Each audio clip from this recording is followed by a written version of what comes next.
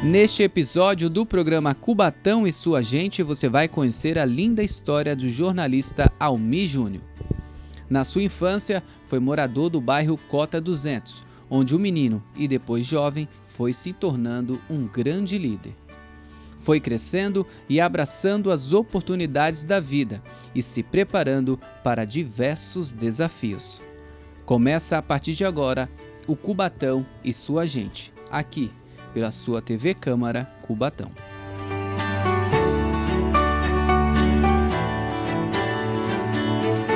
E o programa Cubatão e Sua Gente já está do lado do nosso convidado super especial. Hoje, Almir Júnior vai contar um pouquinho da sua linda história de vida e compartilhar com você momentos muito importantes. Uma pessoa que hoje é referência na nossa cidade e na região. Almir, seja bem-vindo. Obrigado por ter aceito o nosso convite, viu?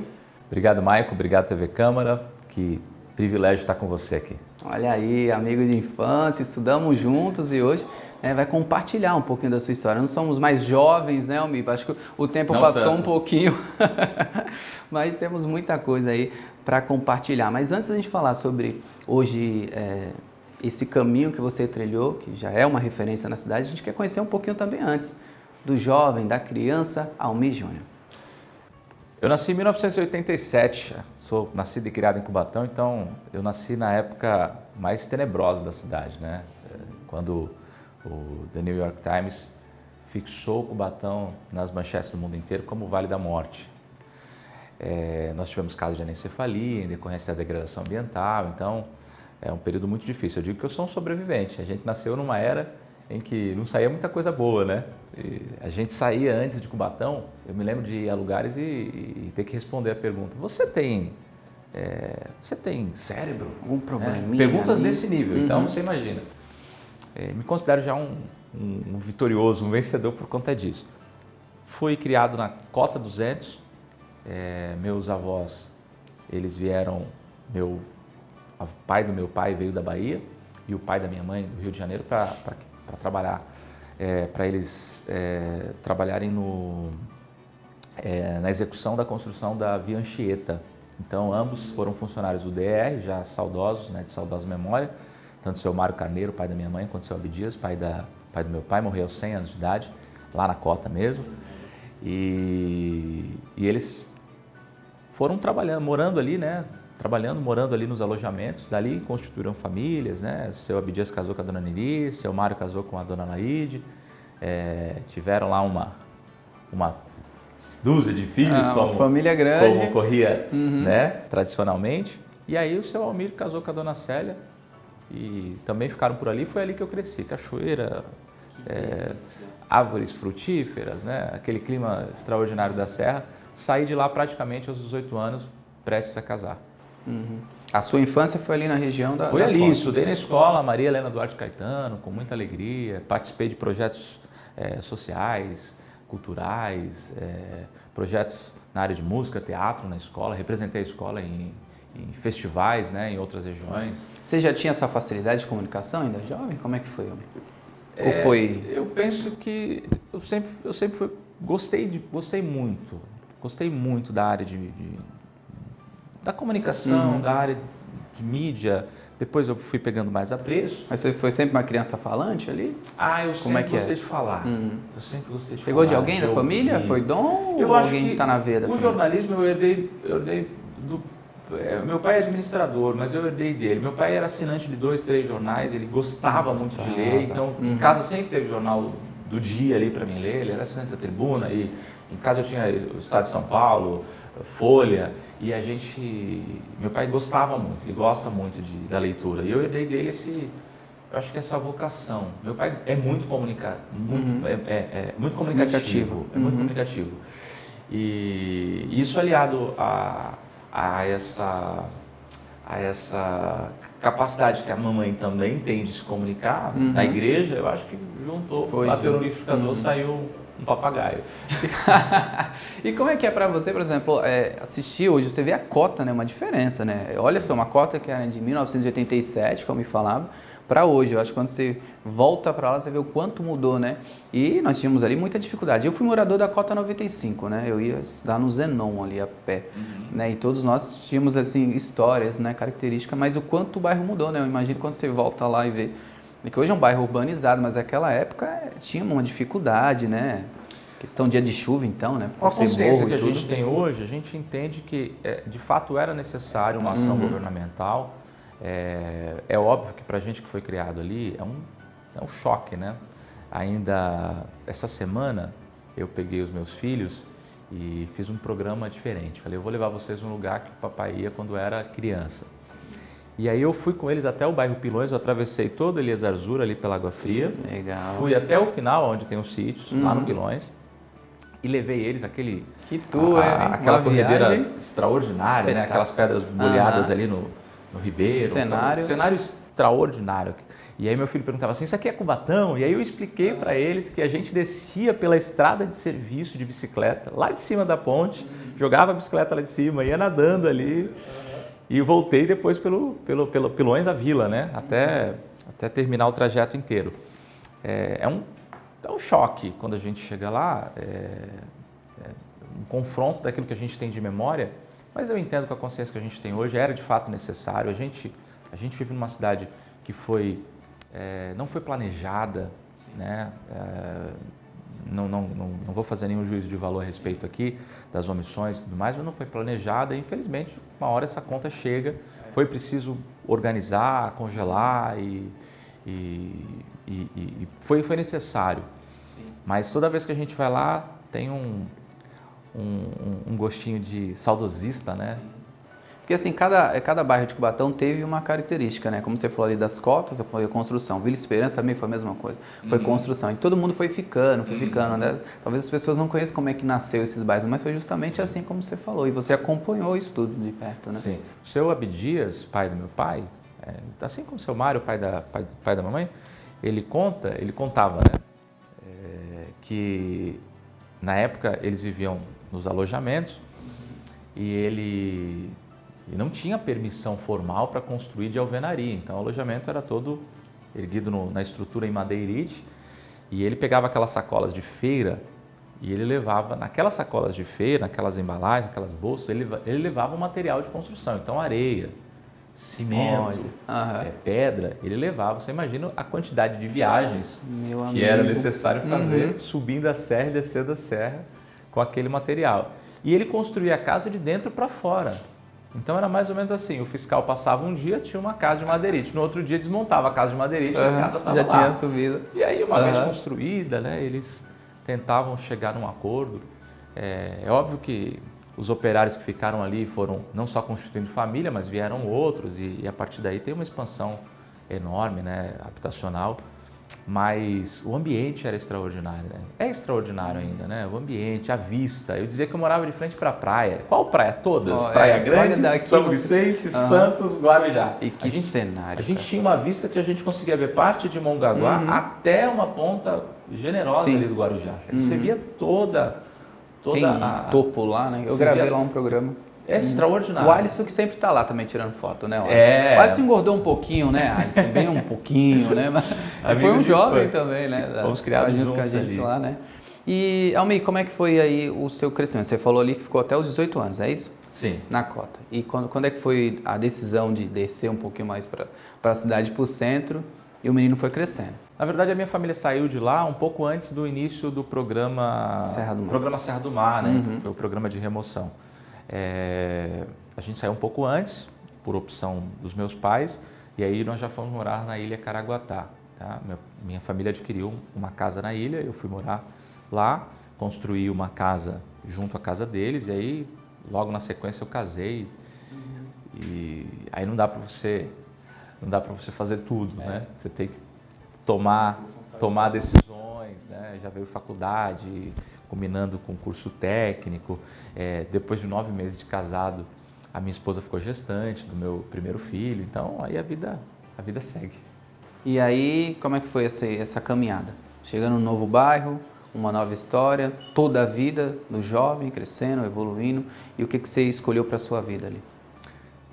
Olha, Meco, a a minha trajetória, ainda que curta, ela foi muito intensa. Então, tudo que eu vivi foi de forma muito intensa. Como é que foi essa mudança, rapidinho, para a ilha ali? Como é que foi a adaptação? Foi tranquilo? Eu acho que foi tranquilo. Eu me adaptei bem às mudanças, às intempéries, porque tudo foi muito frenético, tudo foi muito intenso. Então, eu fiz um pouco de tudo que me foi ofertado, aproveitei as oportunidades que me foram dadas na adolescência, na juventude. Sempre tive um foco muito claro, eu queria trabalhar com comunicação. Aos 11 anos de idade eu sabia que eu queria fazer faculdade de jornalismo, sabia que eu queria entrar no curso técnico do Senac, que na época era o grande sonho de todo radialista, né? E fui trilhando esse caminho. E aí Deus foi dando graça, foi abrindo as portas, né? E aí aconteceu, aos 19 anos, apaixonado, né? Não dava para ficar muito tempo, né? Enamorado, decidi casar, não me arrependo, estou casado quase. Você conheceu ela lá na? Não, a Priscila era uma amiga, nós cantávamos juntos, né? Porque no contexto da igreja eu já cantava, já pregava, já tocava, sempre inserido ali em corais, em grupos da congregação. Então, de alguma forma, essas coisas que aconteceram de forma intensa aí, acho que me prepararam para me adaptar a diferentes ambientes. E assim foi, Então, quando cheguei na ilha, bem mais tranquilo, morei um tempo ali no Casqueiro também, agora estou morando na ilha de novo. Eu gosto do bairro. Eu acho que a gente sente até saudade do trânsito quando a gente morava na Cota, né? Que às vezes a pista virava, não sei o quê, você ficava muito trânsito. A vida vai, né? Tem uma curiosidade, porque da janela da cozinha na casa onde eu moro, eu vejo a Cota 200 todinho. Então, toda vez que eu vou lavar um copo, que eu vou fazer um café, mesmo? Eu olho para a janela e vejo a Cota ali. Caramba, olha aí que incrível. Então, a cota não... Você tenta sair da cota, tá mas dentro a cota da gente, não sai de você, a cota né? não sai da gente, não tem jeito. E fica só boas recordações, né? E tem familiares ainda lá, a casa que meu avô morou, né? Tá lá. Todas as vezes que estou lá é sempre muito agradável. E virou uma referência lá também de visitações, né, Almir? Legal é isso também, sim, né? Sim. Eu acho que foi uma aplicação muito boa do programa, que conseguiu resgatar essa história, né? Foi um programa consolidado, né? Verdade seja dita, o programa foi muito bem consolidado, muito bem construído e ele preservou a história daqueles que viveram ela e conseguiu dar uma continuidade e dignidade para as pessoas, né? E tem um projeto de comunicação bacana lá, né? O Projeto Concom, já estive ministrando aulas para a turma lá, um projeto extraordinário. Projeto social, muito bem construído, muito bem elaborado. Bom, nós vamos para o intervalo, já voltamos, né, com o segundo bloco do programa Cubatão e Sua Gente. Foi rápido, já foi o primeiro bloco e agora é um segundo e vai contar um pouquinho aí, já o profissional Almir e essa referência na cidade. Já voltamos.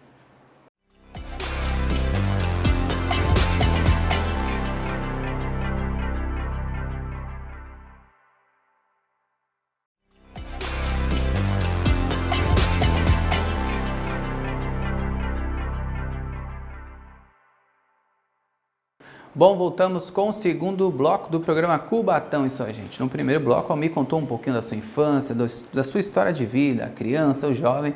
Agora nós vamos falar um pouquinho, Almir, sobre esse jovem que se tornou depois uma referência na comunicação, mas como tudo aconteceu para você. Você já falava essa questão de ser o jovem comunicativo, já tinha ali escolhido ainda jovem o que queria, mas foi se profissionalizar. E como tudo aconteceu? Referência por tua conta. Pra gente um timaço. Eu acho que por conta dessas influências que tive e até dentro da igreja, né, fui criado no Evangelho. Então, na igreja a gente tinha acesso, né, nós somos fomentados, nós somos incentivados a comunicar, né? É uma das premissas do Evangelho você comunicar as boas novas, você comunicar a palavra, você comunicar as mensagens do reino. Então, comecei a ter esse apreço. Tinha em mente entrar numa universidade para fazer um curso de graduação, consegui, tá? Inicialmente eu fui bolsista de um programa que tinha do governo do estado chamado Escola da Família. Iniciei o curso de letras, mas aí não teve jeito, o coração falou mais forte, eu migrei para o jornalismo, consegui concluir com muita dificuldade, concluí em 2009 meu curso, bacharelado em comunicação social, E quase que em paralelo eu fiz o curso técnico pelo Senac, me formei como radialista no setor de locução e operação de áudio. E a partir daí as coisas eu já estava um tanto quanto inserido, né, no mercado, porque eu fazia locução comercial, aquela coisa de porta de loja, mercado. Quem nunca, né? Trabalhei com o Carlinhos lá na MT, trabalhei com o Renato Araújo, nas empresas que ele tinha. Então, do ABC, Capital, no Litoral. Trabalhei com o Sandro na época. Pedágios promocionais a gente fazia, né? Então, já estava um tanto quanto inserido. O menino foi ganhando oportunidade ali, porta de loja, locução e tal. Eu acho que a gente precisa aproveitar as oportunidades, né? As oportunidades. Meu avô dizia no alto da sua sabedoria, quem tem 3 tem 2, quem tem 2 tem 1 e quem tem 1 não tem nada. Então, o máximo que você puder aproveitar, você aproveita. E fui aproveitando. E aí as coisas foram acontecendo. Consegui, graças a Deus, nunca me faltou oferta de trabalho dentro da minha área de atuação. E para você que está nos assistindo, é importante isso, né? Às vezes a pessoa vê ali um comunicador ali em frente de uma loja, né? E todo mundo acho que começou um pouquinho ali, e ali o cara também está sonhando, aquela pessoa também tem desejo, ele também ele é um grande comunicador, porque fazer aquilo é difícil, né? Às vezes as pessoas acham, tá na frente da loja, você não sabe o quanto é difícil, o quanto é uma responsabilidade, a pressão do lojista pedindo para você anunciar, para vender. Isso, né? Isso, exatamente. O meu curso já foi um curso de jornalismo multimídia, né? Porque já era uma realidade desse tempo que a gente está vivendo. Então, o profissional multimídia, ele tem que seguir um pouco à risca o que a formação está orientando, né? Então, você trabalha com edição, você trabalha com redação, você finaliza um projeto, você sabe como funciona atrás da câmera, você tem que trabalhar um pouco a alocação dos espaços, você mexe com fotografia, com luz, então você tem que saber um pouquinho de tudo, né?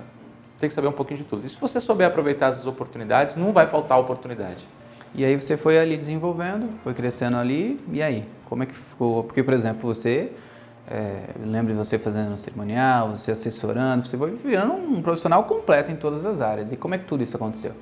Então, penso que o profissional que se propõe a trabalhar na área de mídia hoje, ele precisa ser multimídia mesmo, ele precisa fazer um pouco de tudo. Então, assessoria de imprensa, como a gente chama na assessoria política, o pé de boi, né? Ficar do lado ali, eu coordenei campanha política, trabalhei numa grande empresa que me deu me dá uma satisfação muito grande contar isso, foi a Terracom, trabalhei do lado do seu Antônio Diniz, né? Do lado do já saudoso agora engenheiro Marcos Diniz, na área de projetos, na área de assessoria de imprensa. Trabalhei na Prefeitura de Cubatão em 2 períodos, apresentei um programa institucional da Prefeitura, que chamava na época Painel da Cidade, tanto rádio quanto na TV. Na TV trabalhei com a Morgana, que tinha acabado de sair da TV Tribuna, então aprendi muito com o Marivaldo.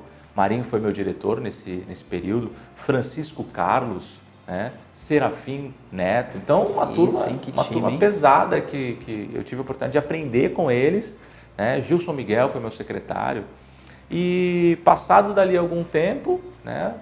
Tive a oportunidade de voltar para a secretaria num curto período, ocupei a função de secretário, estive com boa parte desses meus professores, eu trabalhei com eles e posteriormente, né? Eu fui chefe de gabinete no parlamento, ali na Câmara Municipal. Oportunidades que a vida foi gerando. Trabalhei no Centro de Capacitação e Pesquisa da Universidade de São Paulo. Fui bolsista na TV Record. Então, uma série de oportunidades que a vida foi gerando. E na igreja, porque a igreja sempre foi minha realidade, sempre foi meu universo, né? E na igreja também eu tive a oportunidade de alguma forma trazer para a igreja ou exercer na igreja aquilo que eu aprendi nessas oportunidades que eu recebi. Almir, acho que é uma pergunta difícil que eu vou fazer para você aqui, mas é difícil você falar assim, o que eu mais gosto, né? Porque, por exemplo, a gente sempre tem ali a pessoa da comunicação, eu gosto mais de rádio, eu gosto mais de TV, talvez você goste de tanta coisa, né? Você gosta de fazer tanta coisa, não é igual que não tem o filho que você mais gosta, né? Eu gosto igual a todo mundo. Mas você tem, assim, algo que você fala, olha, isso aqui me dá... Por exemplo, eu gosto muito de rádio, eu adoro rádio, mesmo fazendo TV, o clima da rádio é maravilhoso. Mas a TV também é gostoso, mas você fica assim, né? Tipo, você tem isso ou você gosta um pouquinho de... Eu gosto de servir. Eu acho importante quando você consegue servir, né? Independente do que você faça. Eu sou apaixonado por poder servir alguém. Então, Se eu ver que a sua boca está seca, você está agoniado, eu vou querer te dar um copo d'água. Agora, tem aquele feeling. Pouco importa se a ferramenta que eu vou utilizar é o rádio, a televisão, se eu vou estar atrás de uma câmera. Eu acho que servir é o grande, vou usar uma linguagem mais jovial, é o grande lance. Tá? Por isso que eu acho que a gente vai se adaptando às ferramentas, às mídias, né? Porque servir, eu trago isso para o ministério, aliás, trago isso do ministério, né? O ministério me ensina isso. Minha função é servir o próximo.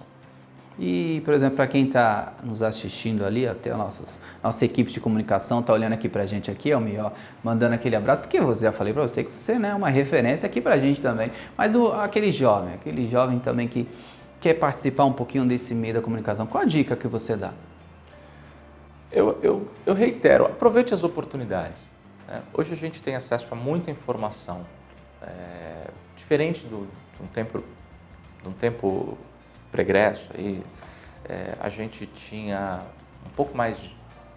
era um pouco mais difícil, o acesso às informações, o acesso aos conteúdos era muito mais complexo. Hoje não, você tem uma série de tutoriais, você tem uma série de conteúdos, então aproveite. Eu acho que ninguém deixa de produzir hoje por falta de oportunidade, né? Talvez seja meramente falta de vontade. Então, assim, força de vontade, né? Tem gente que produz com equipamento muito bom, tem gente que produz com equipamento não tão... mas o conteúdo é o mais importante. E na comunicação, o que vale no final da história é você transmitir a mensagem. Tá? Você pode transmitir em 4K ou você pode transmitir no seu Nokia aí, antigo, ou no seu Samsung, seja lá qual for a marca, mas você conseguindo comunicar, você estabelece esse feedback e aí as coisas vão funcionando. E não perder nunca a capacidade de aprender, né? De ouvir, de escutar, de ouvir alguém que sabe mais, aproveitando essas oportunidades. Uma vez eu ouvi o Walker Blas, a grande voz, né? E participando de um cursinho, de um seminário com ele, e alguém perguntou assim: Walker, como é que a gente faz para errar menos? E aí ele parou, pensou, com aquele vozeirão, e falou: fale menos, ouça mais. Olha aí. Todo mundo ficou quieto, né? Uhum. Como é que faz para errar menos? Fala menos, ouve mais. O menos é mais, né? O menos é mais. Então, assim, tem a capacidade, não perde a capacidade de ouvir alguém que tem o que te transmitir, né? E para quem, eu sempre comento também que as pessoas acabam assistindo as pessoas da comunicação e quer ser igual, né? E a gente sempre fala assim, não, você tem que criar a sua essência, a sua história. Acontece muito também, você que trabalha com muitos jovens, às vezes as pessoas assim, eu queria fazer igual aquela pessoa.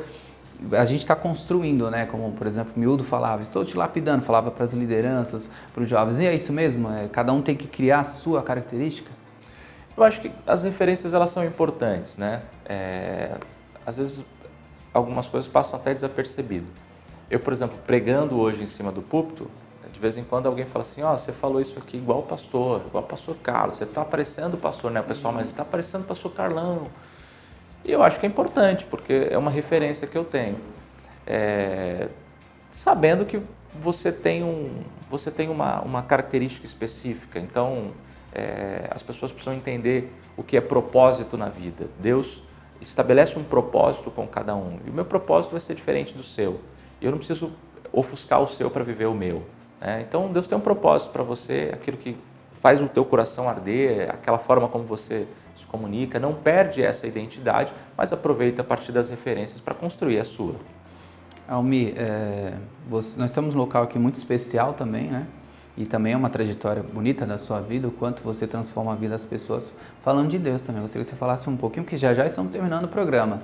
E olha, daria para falar muita coisa, né? Vou deixar o convite, né, no próximo programa aí, em breve, mas fala um pouquinho também desse momento importante.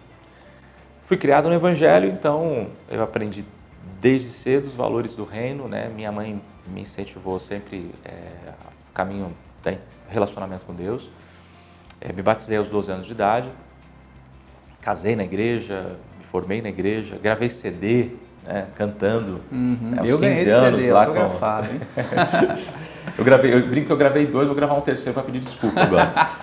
E eu, nesse universo, fui me relacionando com as pessoas, trabalhando na área de mídia e em outras áreas, de modo que fui separado da nossa escala aqui ministerial ao presbitério pelo pastor Josias de Almeida Silva, de saudosa memória, trabalhando sempre com o nosso líder, pastor Carlos.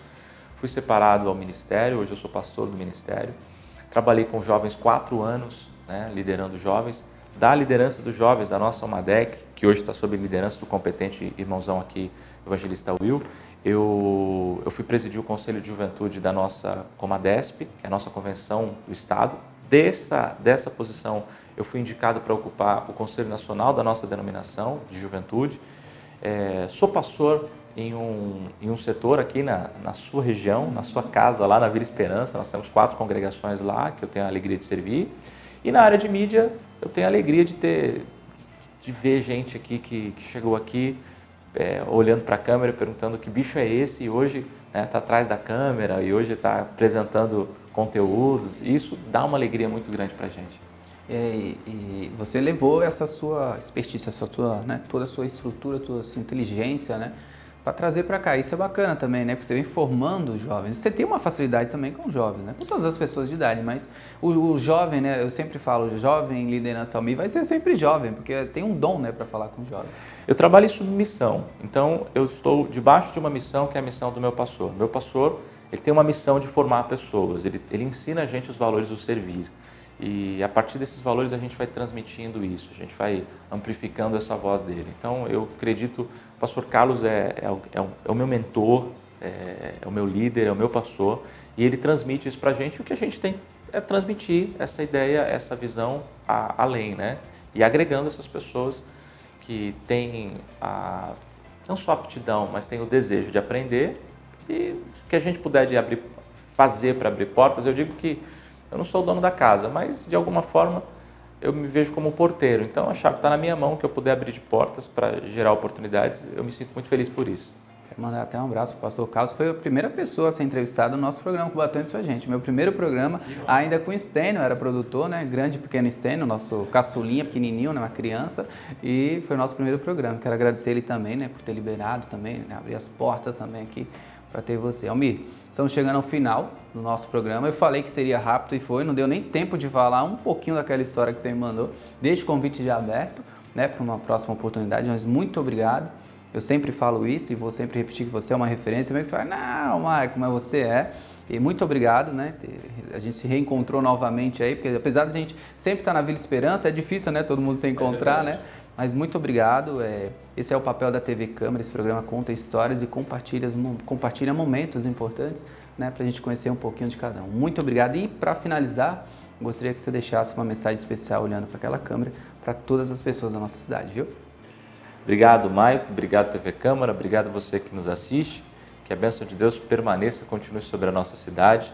Eu me sinto muito feliz de, como filho dessa cidade, poder servi-la de alguma forma e, propagando os valores que recebi do Senhor, dizer que Deus tem feito coisas extraordinárias, né? É uma questão de perspectiva. Às vezes a gente só foca naquilo que, de repente, não nos traz ânimo para prosseguir.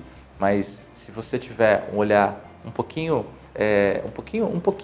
mais apurado, você vai ver que Deus está resgatando gente, Deus está projetando pessoas, Deus está gerando oportunidades, está abençoando muito a nossa cidade através dessas vidas e dessas pessoas. E eu sou um dos mais abençoados, eu sou um dos abençoados entre os tais. Deus abençoe você.